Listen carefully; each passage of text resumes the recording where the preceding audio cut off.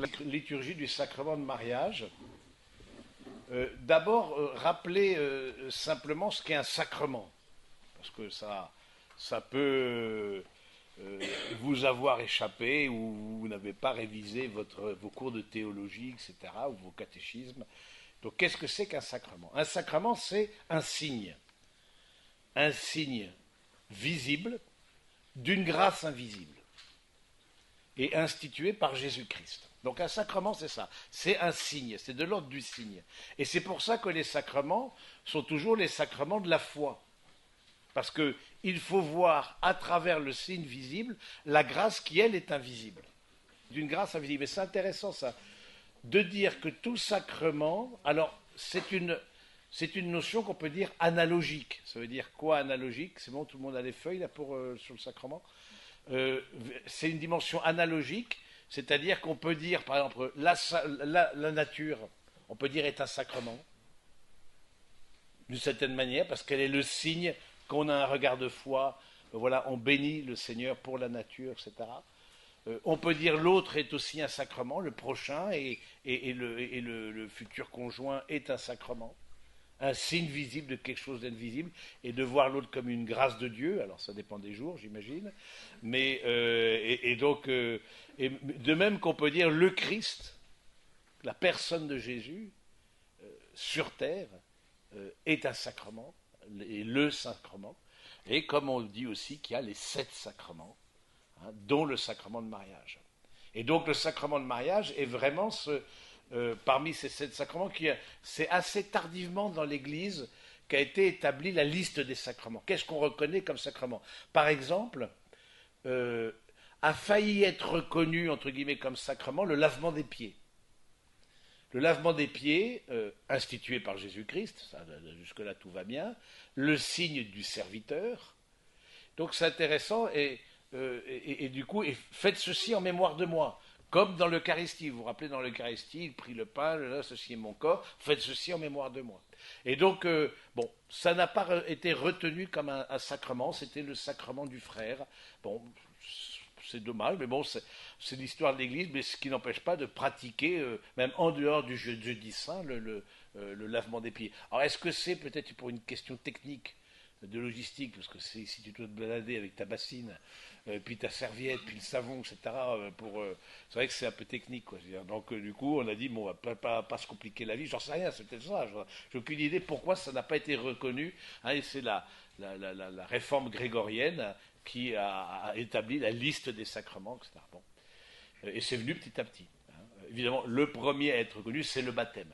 Et ce qui fait qu'on est chrétien, c'est qu'on croit au baptême. Hein, à la différence, par exemple, il y a des anabaptistes, hein, mais c'est une tendance religieuse, mais qui ne sont pas chrétiens. Et du baptême au nom du Père, du Fils et du Saint-Esprit.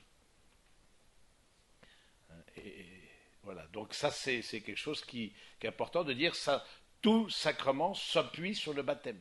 Hein. Et c'est bien parce que l'un de vous deux, parfois les deux ne sont pas baptisés, ou parce que les parents ne l'ont pas baptisé, ou parce qu'ils appartiennent à une autre tradition religieuse. Bon, mais il faut au moins qu'il y en ait un qui soit baptisé pour se marier à l'Église.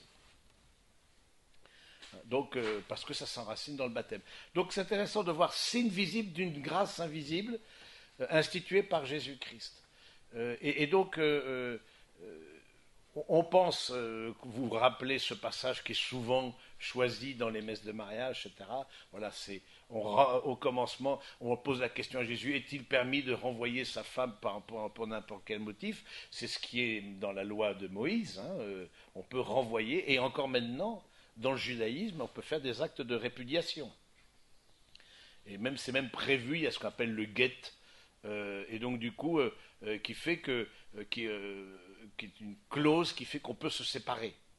Mais et du coup, Jésus répond, ce qui au commencement il est fit homme et femme, hein, ce que Dieu a uni, que l'homme ne le sépare pas. Donc il a institué le sacrement du mariage. Alors sacrement de quoi? Et ça c'est important, c'est que dans toutes les religions, je veux dire dans toutes les traditions, pas forcément les religions, même les traditions culturelles, etc., vous avez quelques grandes étapes. Vous avez la naissance, vous avez des rites attachés à plusieurs étapes, qui sont toujours les mêmes. c'est la naissance, le mariage et la mort. Voilà, c'est des rites dans les cultures, qui sont religieux ou pas, qui sont uniquement des rites issus d'une tradition ou d'une pensée philosophique, etc. Mais en tout cas, et puis on peut dire un rite aussi à l'adolescence. À l'adolescence, où là, il y a le passage, justement, avec la puberté, etc., de l'enfant au jeune homme, à la jeune fille, etc. Donc, du coup, c'est intéressant d'interroger ces rites et de dire que, à la différence des autres traditions, qui sont respectables par ailleurs, mais dans ces traditions, il n'y a pas de sacrement de mariage. Il n'y a pas de. On demande la bénédiction de la divinité, quelle qu'elle soit, sur les nouveaux époux. Mais ce n'est pas ça le sacrement de mariage. Le sacrement de mariage, ce n'est pas d'abord ça. C'est, oui, vous allez recevoir ce qu'on appelle la bénédiction nuptiale le jour de vos noces. Mais le sacrement de mariage, c'est je veux être signe. C'est-à-dire que quand on me voit, je veux être signe de l'amour de Dieu pour son peuple. Je veux être signe de l'alliance de Dieu pour son peuple. Et cette alliance, elle est de toujours à toujours. C'est pour ça qu'il n'y a pas de divorce. C'est-à-dire que c'est pour ça que c'est indissoluble. Ce n'est pas soluble, comme le café, c'est indissoluble. Le lien matrimonial, parce qu'il est signe d'une réalité qui, elle, est indissoluble, qui est la réalité de l'alliance de Dieu avec son peuple. C'est assez logique, je veux dire. Alors, soit on s'inscrit là-dedans, soit on ne s'inscrit pas. Mais si on s'inscrit dans le sacrement de mariage, on s'inscrit dans un signe qui est de toujours à toujours, qui est l'amour de Dieu pour son peuple, l'amour du Christ pour son Église. Donc il y a quelque chose, quand on vous regarde, qu'on découvre une étincelle de l'amour de Dieu pour son peuple. Voilà. Alors si eux, ils s'aiment de cette manière, qu'est-ce que ce sera l'amour de Dieu pour moi et pour chacun d'entre nous? Vous voyez, donc je trouve c'est intéressant de prendre conscience de ça, de dire sacrement, voilà, c'est être un signe. Et ces sacrements aussi, c'est les sacrements du salut. C'est-à-dire que tout sacrement est en vue de la vie éternelle. Même si vous savez que le sacrement du mariage est pour cette terre. Alors je ne sais pas si c'est une bonne ou une mauvaise nouvelle, hein, mais on n'est pas mari et femme dans l'éternité. Il n'y a pas non plus de belle-mère dans l'éternité, par exemple. Donc, bon, ça peut être aussi sympathique. Mais toujours est-il que, voilà, il n'y a pas de... c'est pour cette terre. Il y a beaucoup de sacrements. Je veux dire, on ne retrouvera pas l'Eucharistie dans l'éternité. Voilà, c'est... Alors, voilà. Mais ce qui est intéressant avec le sacrement de mariage, c'est que c'est un sacrement qui s'inscrit dans quelque chose qui vient de la création. À l'image de Dieu, il les créa, hommes et femmes, il les créa. Voilà, ce que Dieu a uni, que l'homme ne le sépare pas. Donc, il y a d'abord, ça s'enracine dans quelque chose de la création. C'est pas simplement de la rédemption. Alors, c'est un peu technique, etc., surtout à 9h30 du matin un samedi. C'est rare que vous vous entendiez parler de création et de rédemption, mais c'est pour ça que le mariage naturel, ce qu'on appelle le mariage sans être entre deux personnes qui ne sont pas baptisées, est reconnu par l'Église, a une valeur. Le mariage civil a une valeur pour l'Église, à tel point que des personnes qui ne sont pas baptisées, mais qui étaient mariées civilement, et ils ont eu une conversion, ils se sont séparés du conjoint marié civil et ils se sont retrouvés une autre personne. Entre-temps, ils ont eu une conversion, ils veulent se marier religieusement. Il va falloir faire une démarche pour déclarer nul ce mariage civil. Ce n'est pas simplement le divorce, parce que l'engagement entre un homme et une femme, baptisé ou non, on regarde l'Église.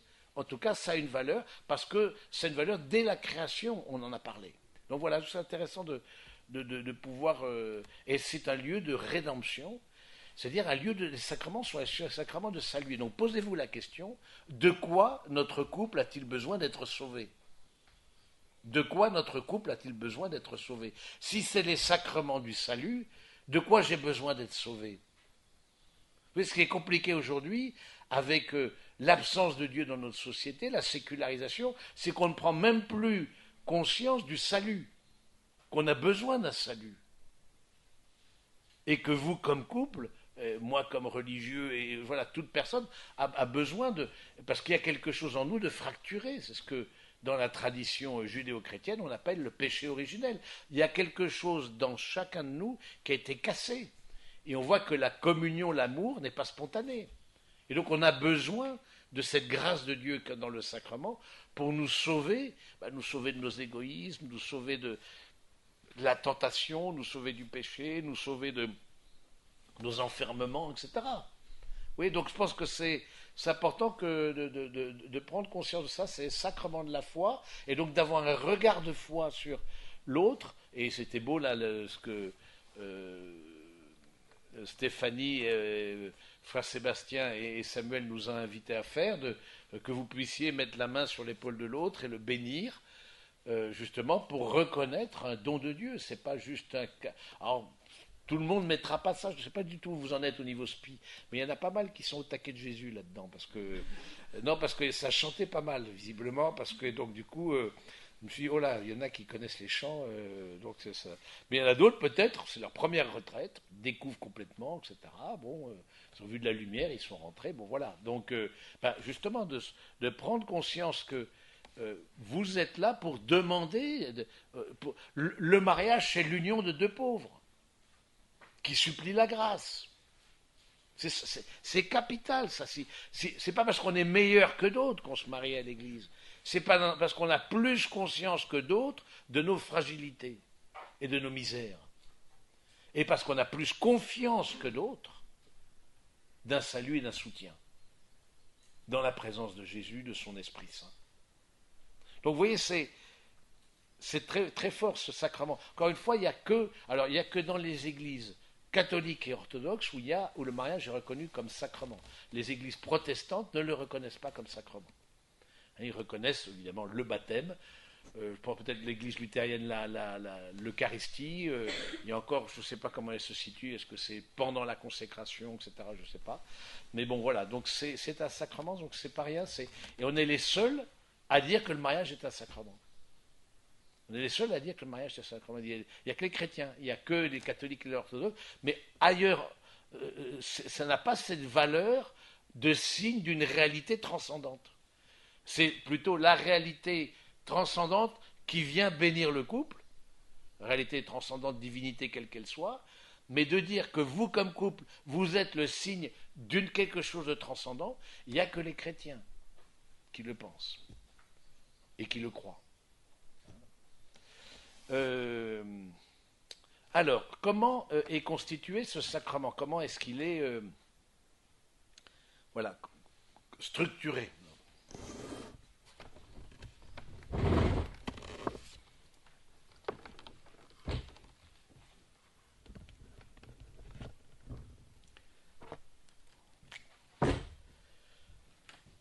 Alors, il est structuré de la manière suivante.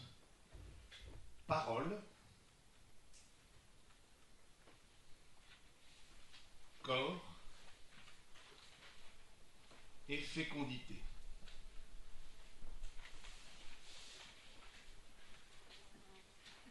Parole, l'échange des consentements, le jour de vos noces. Corps, l'union intime des époux. Fécondité, le rayonnement dans l'accueil de la vie. Et on sait bien, on verra tout à l'heure, que la fécondité n'est pas simplement dans l'accueil des enfants. J'ai une question. Quel autre sacrement fonctionne comme ça?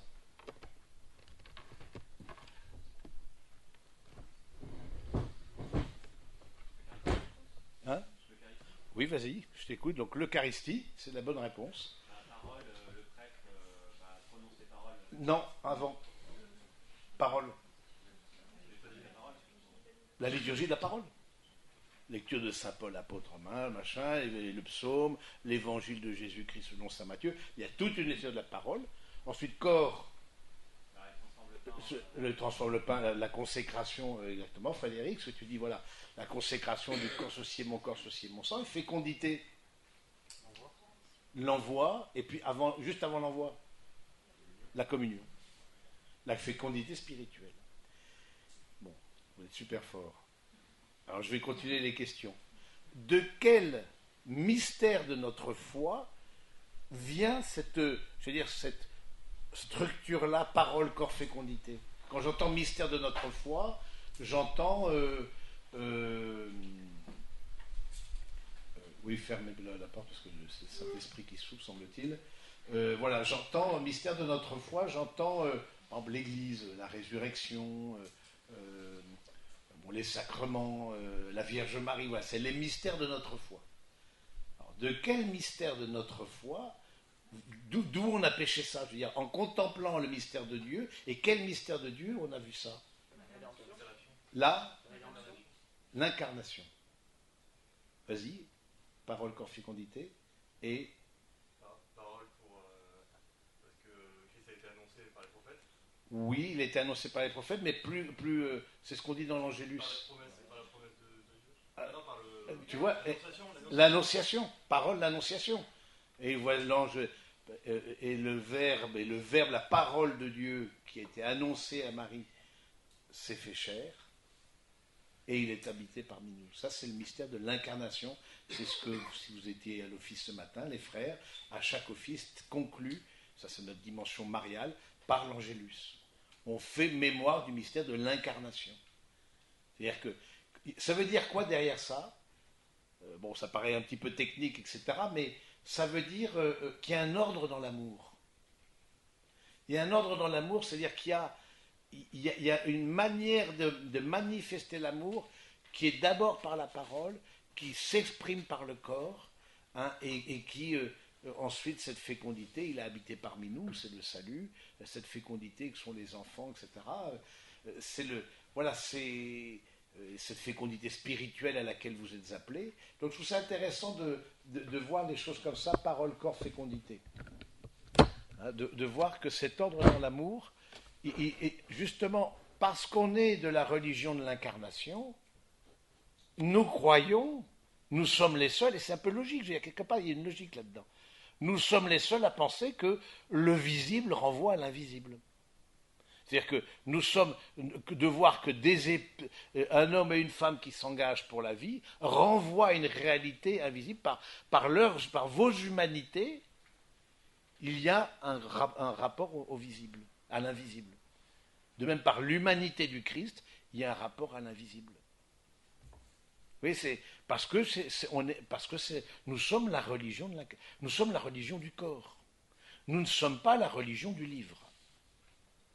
On dit les religions du livre, c'est-à-dire le christianisme. Non, nous ne sommes absolument pas la religion du livre. À tel point que les évangiles sont des témoignages inspirés, etc.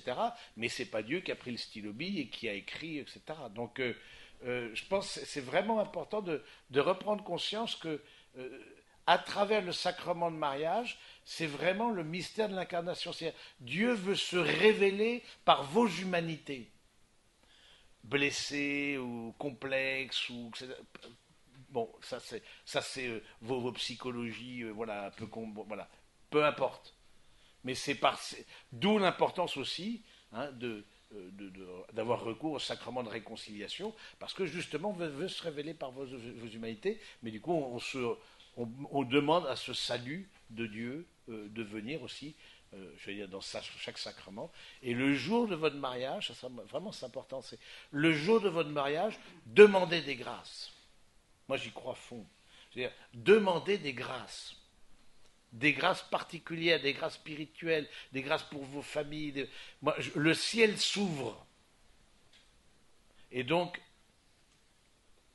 dans la foi, vous voulez, à ce moment extraordinaire de votre vie, vous voulez demander des grâces pour vous, pour vos proches, hein, demander en abondance. Pour vous deux, évidemment.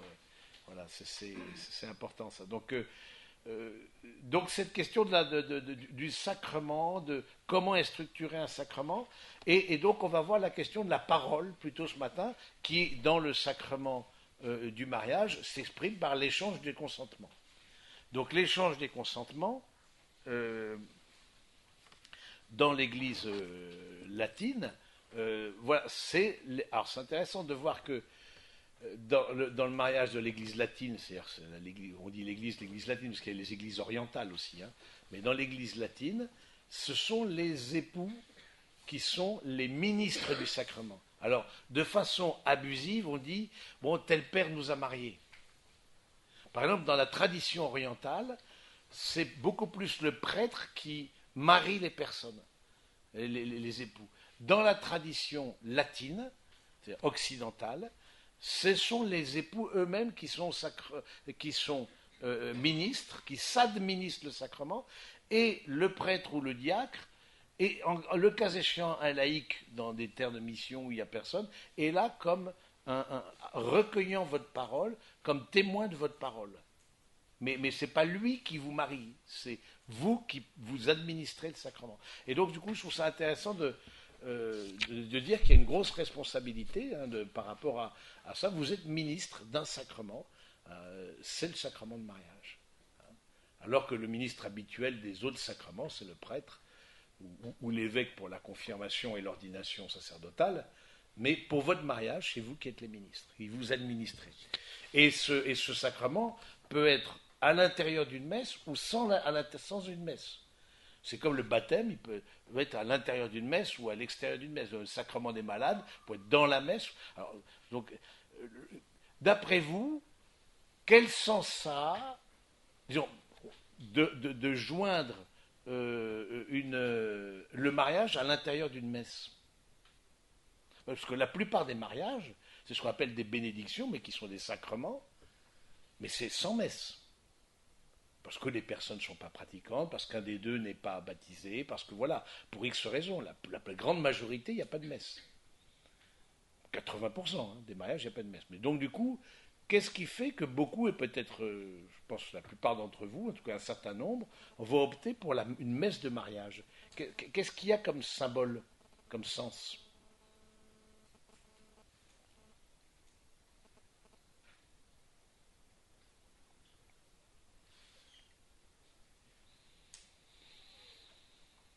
Parce que si vous êtes ici, c'est bien pour trouver un sens aux choses. Donc du coup,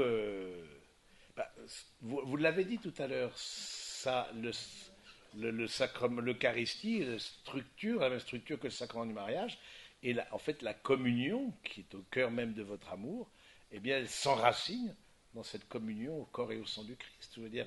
Et donc du coup, ce sera, moi j'aime bien quand je préside assez rarement, mais des messes de mariage, de dire c'est votre première communion, comme mariés, comme jeunes époux. Vous voyez, donc ça se sent, on rentre dans l'alliance, la messe c'est le signe de l'alliance. Voilà, donc du coup, pour faire un peu, rappeler ce qu'est un sacrement, rappeler la structure, le lien avec la messe, etc. Et là, on va lire donc l'échange des consentements. Donc le prêtre ou le diacre dit, donc il y a ce qu'on appelle le dialogue avec les fiancés, parce qu'ils sont fiancés à ce moment-là. Le dialogue avec les fiancés. Vous allez vous engager l'un envers l'autre, est-ce librement et sans contrainte? En fait, vous allez voir dans les questions que le témoin au nom de l'Église, prêtre ou diacre, est là, et en fait, ça reprend les piliers du mariage. C'est-à-dire que si, alors je ne sais pas où vous en êtes de votre foi, et vous n'êtes peut-être pas croyant, vous n'êtes pas baptisé, etc., mais ce qu'on vous demande, en vous mariant à l'Église, ce qu'on vous demande, vous êtes baptisé, mais bon, vous n'y croyez pas, etc., bref, ce qu'on vous demande, c'est de croire de croire ce que demande l'Église, de faire ce que veut l'Église. Et qu'est-ce qu'elle veut? Premièrement, que ce mariage soit librement consenti, c'est-à-dire que personne ne fait pression, mais dans librement consenti, ça veut dire qu'il y a la maturité suffisante pour pouvoir dire oui l'un à l'autre. Vous savez que dans les déclarations de nullité de mariage, s'il n'y a pas de divorce, que je vous l'ai expliqué, dans le mariage à l'Église, il y a parfois des déclarations de nullité, et parmi ces déclarations de nullité, en grande partie, c'est par manque de maturité. La manque de maturité humaine et spirituelle qui dit, à la suite d'un procès canonique, ecclésiastique, qui dit qu'il y a, au fond, il n'y a pas eu vraiment mariage, parce qu'il n'y a pas eu une vraie liberté. Mais la liberté, bon, elle est une condition. Elle est une condition. Ensuite, donc est-ce librement, vous êtes promis fidélité. Et alors, juste un point là-dessus, sur la liberté, je trouve que c'est le pilier le plus menacé. Alors, non pas que, comme dans les temps anciens, soit les parents qui choisissaient le conjoint, etc., mais je trouve que c'est le pilier le plus menacé parce que, entre autres pour des questions matérielles. Et que s'il n'y a pas eu de discernement en amont, le couple est balancé dans un toboggan matériel de logistique, de traiteurs, de salles, de machins, de DJ, de photographes, de robes de mariée, etc. Bon. Et ça parfois 1 an à l'avance. C'est-à-dire longtemps à l'avance, parce qu'il faut réserver. Alors avec le Covid, tout a été. Quelque part, c'est assez sympa, parce que du coup, ça complète, sauf ceux qui devaient se marier aujourd'hui. Où est-ce qu'ils sont, ceux qui devaient se marier aujourd'hui, là? Bon, c'était de moi, c'est bon, on prie pour vous, là. Mais, voilà, mais, et du coup, voilà, baissez pas les bras. Mais bon, mais en même temps, voilà, on se dit, voilà, qu'est-ce qui est vraiment important? Et il y en a, par exemple, ils ont fait. Il y a peu de cas comme ça, mais j'ai reçu un mail comme ça d'un couple qui était venu à une retraite. Il dit, mais finalement, on s'est marié dans l'appartement de mes parents pendant le Covid, ou juste après. Voilà, on était 10, il n'y avait même pas mes témoins, il n'y avait même pas tous mes frères et sœurs. Le prêtre nous a mariés là.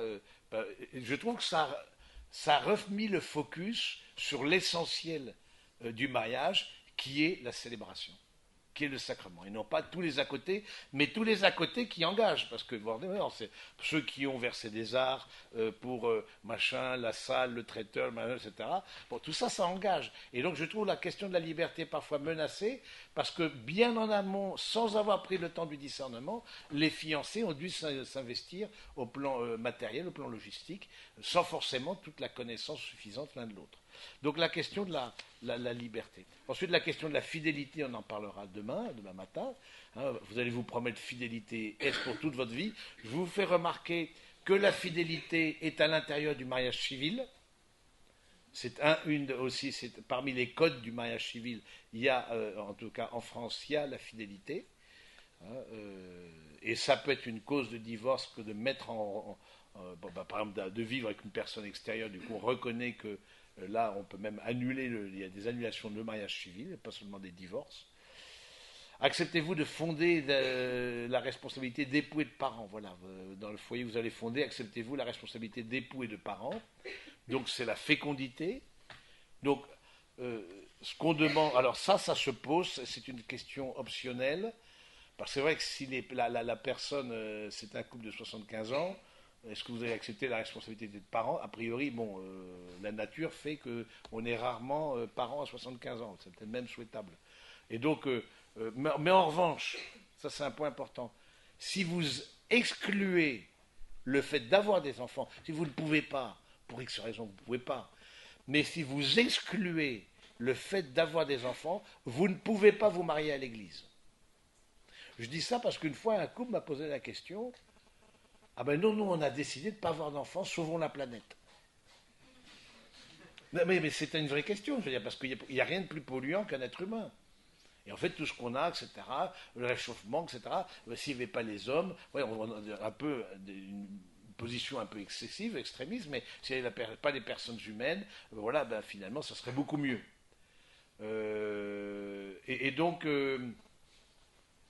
alors, c'est la question du malthusianisme. Vous rappelez le malthusianisme, hein? Malthus qui disait, au fond, voilà, il faut un certain nombre, il faut limiter le nombre de personnes, de population, etc. Pour ça, si on a un gâteau de 1000, qui fait 1000, et qu'on est 100, ben voilà, on a une plus grosse part que si on est 10 000 pour le même gâteau. La question de Malthus, c'est une vraie question. Simplement, les chrétiens y répondent d'une manière qui est la leur. Dire que si on est 10 000, le gâteau, il n'est plus de 1000. Il a grandi. Donc, mais cette question de la population, etc. Mais en tout cas, si vous excluez de façon déterminée le fait d'avoir des enfants, vous ne pouvez pas vous marier à l'église. Donc ça fait partie. Donc. Et alors aussi, qui est optionnel, c'est la quatrième question. Le deuxième est optionnel en raison de l'âge. Mais bon, je vois personne de 75 ans dans la salle. Mais bon, donc, mais la quatrième est optionnelle en raison peut-être de la conviction. Êtes-vous disposé à assumer ensemble votre mission de chrétien dans le monde et dans l'Église? Et ça a été rajouté, il y a une modification du rituel du sacrement de mariage en 2006. Et ça a été rajouté à ce moment-là, et je trouve ça assez pertinent, on voit la messe de mariage, ou le mariage, comme un envoi en mission. C'est-à-dire que vous êtes envoyé en mission au monde, vous êtes envoyé, ben voilà, là où vous serez, vous comme laïc, comme époux, là où moi, comme prêtre et religieux, je ne serai pas. Vous êtes envoyé comme témoin de l'invisible, par le sacrement, au monde, donc acceptez-vous votre mission de chrétien dans le monde, voilà, et dans l'Église.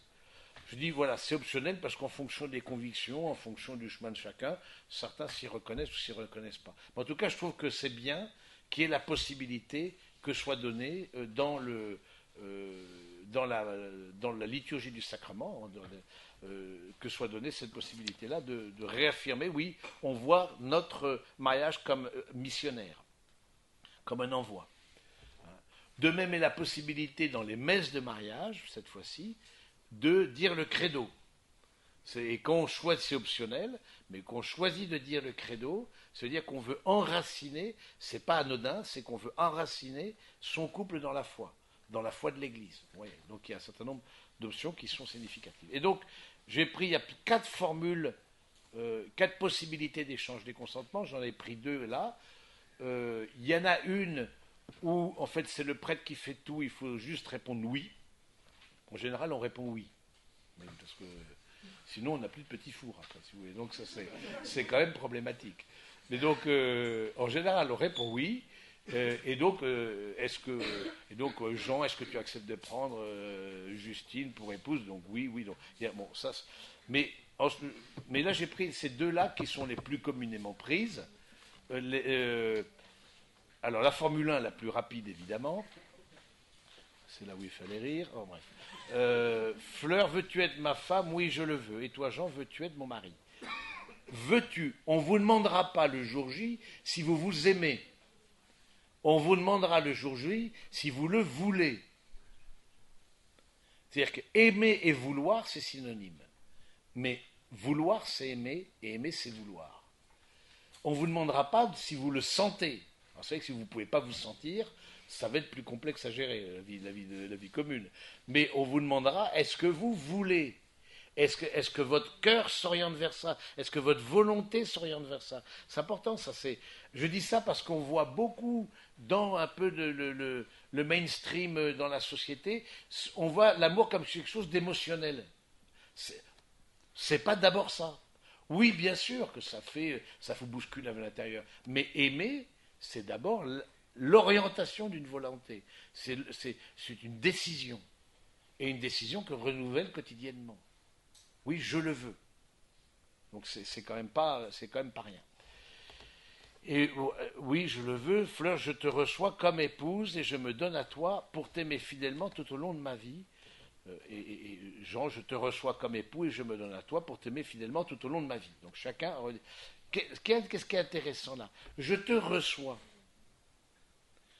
Et ça, c'est très fort. Je reçois.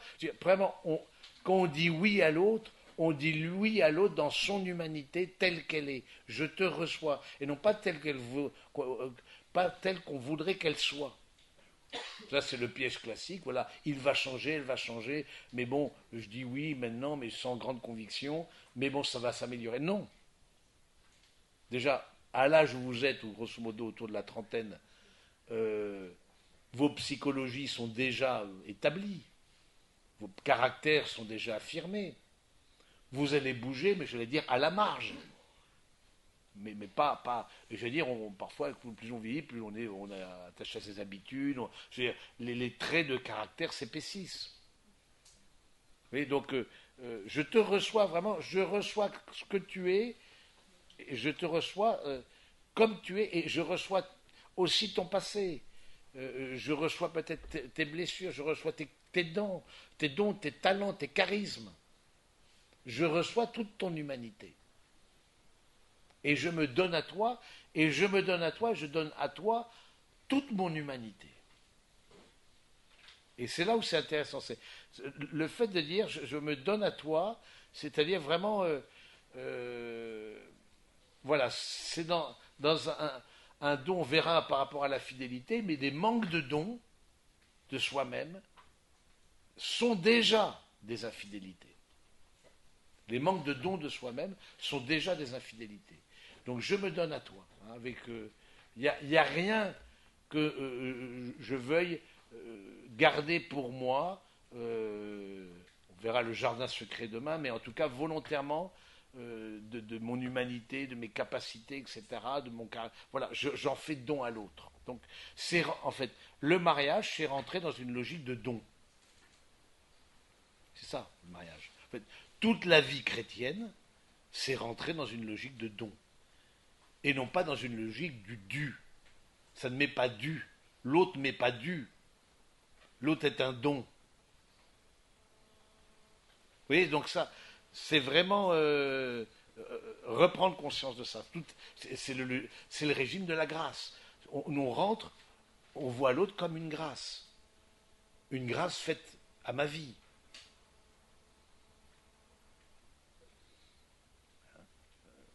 Ouais, un don. Vous auriez très bien pu, parmi les milliards d'hommes et de femmes, jamais vous rencontrer, jamais vous croiser.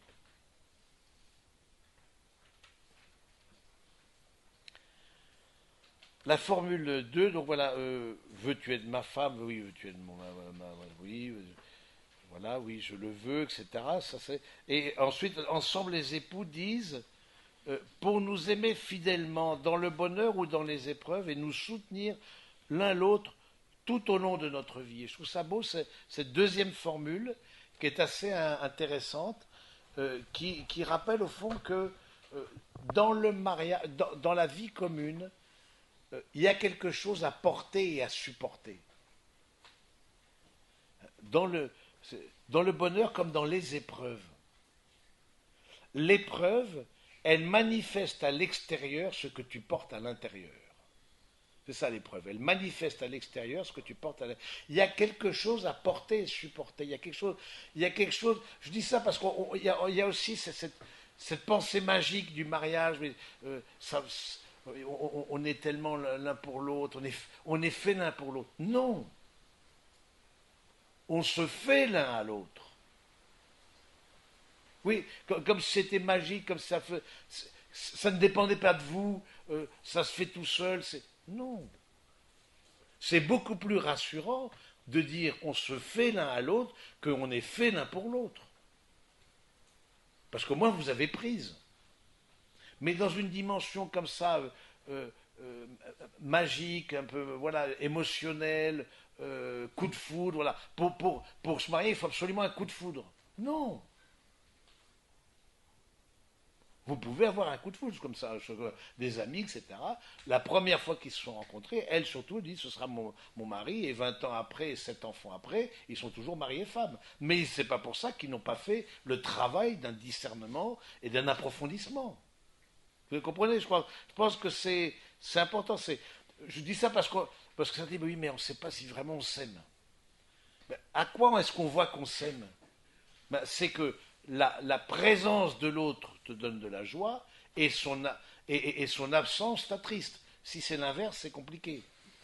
Si merde, on va se revoir. Alors là, ouf, elle est partie là. Ça, c'est là, c'est vraiment sympa.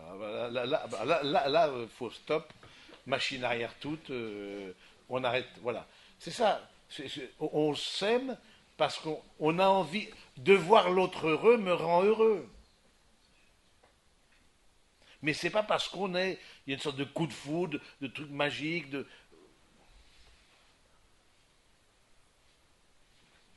d'une sorte d'hyper-émotionnalité. Non. L'amour n'est pas un sentiment. L'amour est une volonté.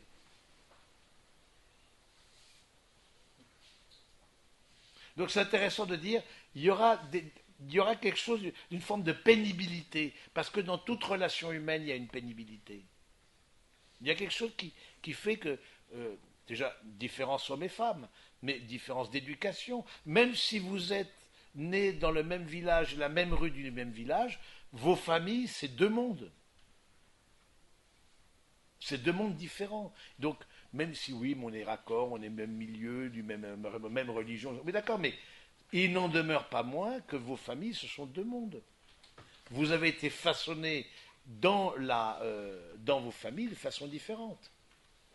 Et donc, il y a des choses qui parfois vous agacent, et c'est important de le dire.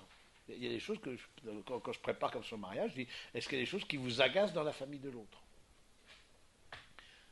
C'était, encore une fois, le dire ne veut pas dire qu'on n'aime pas l'autre. Ou est-ce qu'il y a des choses qui vous agacent dans le tempérament de l'autre? Forcément. Là aussi, arrêtons de dire, oui, il faut que ce soit un ciel bleu sans nuage. Ça ne veut rien dire. C'est au contraire de dire, ben voilà, quand tu fais ça, je sais pas quoi, tu arrives toujours en retard. C'est des trucs de base. C'est rarement sur... J'ai jamais vu quelqu'un divorcer parce qu'ils n'étaient pas d'accord sur l'interprétation des Écritures, si vous voulez. Ça, j'ai jamais vu. Ce que j'ai vu, c'est en revanche, oui, c'est où la tentation, avec les infidélités, on en parlera demain, mais surtout, voilà, c'est les agacements, c'est les incompréhensions, c'est parfois la colère qui vient. L'autre fait écho à ce que vous êtes, l'autre fait miroir à ce que vous êtes. Et donc, toutes vos colères, par exemple, je me rappelle un couple, etc., un garçon qui a beaucoup de colère en lui, etc., bon, par son histoire familiale, du coup, le fait d'être en couple, ça, mais ça révèle sa colère, ça a réveillé sa colère. Et du coup, qu'il le submerge. Et voilà, il travaille dessus, etc. Il s'est retrouvé marié, il était jeune marié, etc. Il s'est énervé, etc. Et il a plaqué sa femme sur le lit, comme ça, les mains comme ça, en lui hurlant dessus. Mais quelque part, ou un autre, il prend son portable, il explose, il donne des coups dans le placo-plâtre de l'appartement parisien. Alors ici, les murs sont un peu plus épais, je vous le déconseille. Donc, mais bon, dans la salle, ça va, mais voilà, mais oui, ça vient d'où cette colère? Oui, ces questions-là, c'est pas des petites questions. Hein. Mais en fait, c'est l'autre qui est miroir et qui fait rejaillir mes fragilités, mes blessures, mes manques d'amour. Donc il y a des épreuves au long de la vie matrimoniale, il y a des épreuves, etc. Mais je pense que c'est important de dire que ces épreuves, elles manifestent aussi qui vous êtes, donc et nous soutenir, et je trouve ça bien aussi que ça termine dans le bonheur comme dans les épreuves, et nous soutenir l'un l'autre tout au long de notre vie. Voilà, vous êtes là pour un soutien mutuel. Vous êtes là pour vous tirer vers le haut, pour vous encourager dans l'amour, pour vous... Hein, et dès que la volonté de l'un ou l'autre n'est plus au rendez-vous, c'est là où ça flanche. Parce que la volonté de l'un ou l'autre n'est plus au rendez-vous. Hein, et ça, je pense, de prendre conscience qu'on est un soutien, et la grâce, comme la grâce d'être en communauté, on est des soutiens. Même si la vie en communauté, avec des personnes qu'on n'a pas choisies, et qu'on n'aurait peut-être surtout pas choisies, est complexe. À des moments, oui. Parce que nos sensibilités, nos affectivités, nos éducations, nos nationalités sont différentes, etc., avec tout ce que ça implique. Hein, donc je pense que c'est intéressant de... vous aimez dans le bonheur. Alors on se dit, c'est facile de s'aimer dans le bonheur, mais je trouve qu'il y a une bénédiction à la fin du mariage qui dit que le bonheur ne vous éloigne pas de Dieu. Parce que c'est sûr qu'on le suppose, ce sera parmi les jours les plus heureux de votre vie, etc. Mais prenez conscience que le bonheur peut parfois éloigner de Dieu. Et souvent, et c'est la nature humaine, c'est quand ça ne va pas, qu'on se tourne vers le Seigneur, qu'on met un cierge à brûler, qu'on fait un Notre Père, un Je vous salue Marie. Voilà. Mais c'est intéressant que ce bonheur que vous avez d'être ensemble, que ce soit un bonheur que vous voyez comme un don et donc comme une grâce. Et donc qui vous rapproche du Seigneur et non pas vous en éloigne. Et du coup, vous posez la question, je le pose régulièrement, est-ce que la rencontre avec Dieu avec l'autre vous a approché de Dieu ou éloigné de Dieu? Qu'est-ce que ça a eu comme influence, ou ça n'a pas eu d'influence? Ou voilà, donc voilà, qu'est-ce que ça... Est-ce qu'avant vous étiez peut-être plus croyant, plus pratiquant, plus que vous n'êtes maintenant?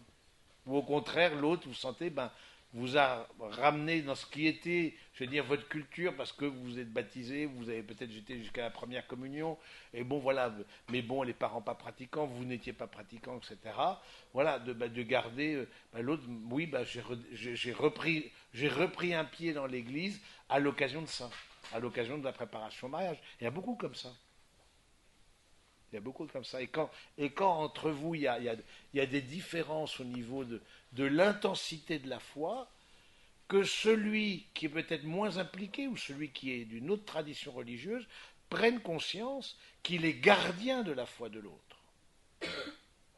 Celui que vous n'êtes pas les deux dans une même dynamique de foi, etc. Parce que on n'est jamais exactement dans la même dynamique de foi, mais il y en a parfois il y a vraiment un gap entre les deux. Bon, voilà, en tant que tel, moi, ça ne me pose pas de difficulté, du moment que celui qui est moins investi, ou celui qui ne croit pas, est gardien de la foi de l'autre. Ça veut dire gardien de la foi, ça veut dire quoi? Ça veut dire que, par exemple, dans ma famille, imaginons, dans ma famille, on ne va pas à la messe de Noël, alors que dans la famille de ma fiancée, on y va. Eh bien, être gardien de la foi de l'autre, c'est-à-dire que je vais m'assurer, quand le Noël sera dans ma famille à moi, que nous aurons une messe et que nous pourrons y aller ensemble. Du coup, je chercherai une messe. Concrètement, c'est ça. Être gardien de la foi de l'autre. C'est faciliter la foi de l'autre. On ne vous demande pas d'avoir la même foi, et il n'est pas demandé non plus, si on n'est pas baptisé, de se convertir pour se marier à l'église. Ce n'est pas une demande, parce qu'on estime qu'à juste titre, c'est une démarche personnelle. Ce n'est pas le cas de toutes les religions. Il y a certaines religions qui exigent des conversions. Je trouve ça complètement idiot, mais bon, bref. Mais parce que c'est inefficace. Parce qu'on ne le fait pas pour les bonnes raisons. Mais ce n'est pas le cas de la foi catholique. Et les chrétiens en général, ils ne demandent pas de conversion. Donc, voilà. Mais en revanche, on demande d'être gardien, de ne pas être une difficulté pour celui ou celle qui est plus impliqué dans sa foi. Voilà, mes amis, ce que je voulais vous dire. Est-ce que vous avez des questions? Et puis n'hésitez pas à poser des questions pendant le topo, etc., s'il y a des choses qui vous viennent.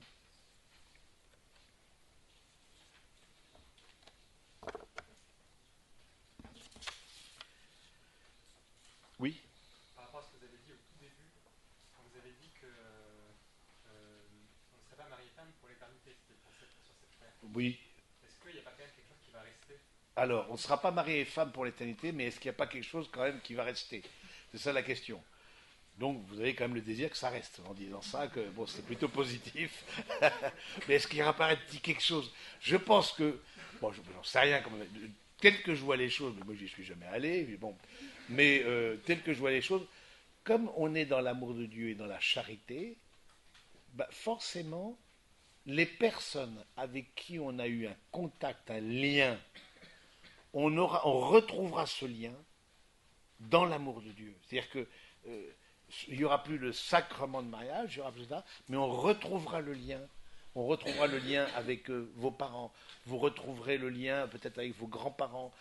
Les personnes avec qui on aura en Dieu, mais une relation spéciale, mais qui ne veut pas dire que on sera tous dans l'amour de Dieu. C'est-à-dire que, mais avec, je pense, dans la communion des saints, des personnes avec lesquelles en Dieu on sera une proximité, une affinité.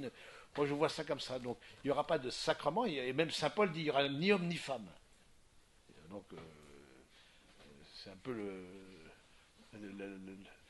truc du genre, là, comment on appelle ça, la du genre, la théorie du genre, là. Hein, il n'y a ni homme ni femme. Donc, il y a des frères qui disaient, mais oui, en fait, Saint Paul, il était pour le mariage pour tous, etc. Je ne pense pas, a priori, parce que par ailleurs, il disait autre chose sur l'homosexualité. Bref. Mais c'est intéressant de dire que on sera en communion l'un avec l'autre, vous serez en communion, mais pas comme signe d'une grâce, pas comme homme et femme, pas comme époux, hein, mais vous serez en communion parce que des liens de charité et d'amour vous auront unis sur cette terre, mais c'est le cas avec toute personne avec qui vous aurez eu ces liens ici-bas. Ce que nous vivons ici retentit dans l'éternité. C'est aussi, il n'y a que les chrétiens qui y croient. Ce que nous vivons ici a une dimension éternelle. Donc c'est quand même pas rien. D'autres questions? Alors, je vais vous passer, avant qu'on termine par un chant, maintenant vous avez un temps de relecture. Si vous pouvez, hop. Ce temps de relecture de votre vie de couple, il se fait seul.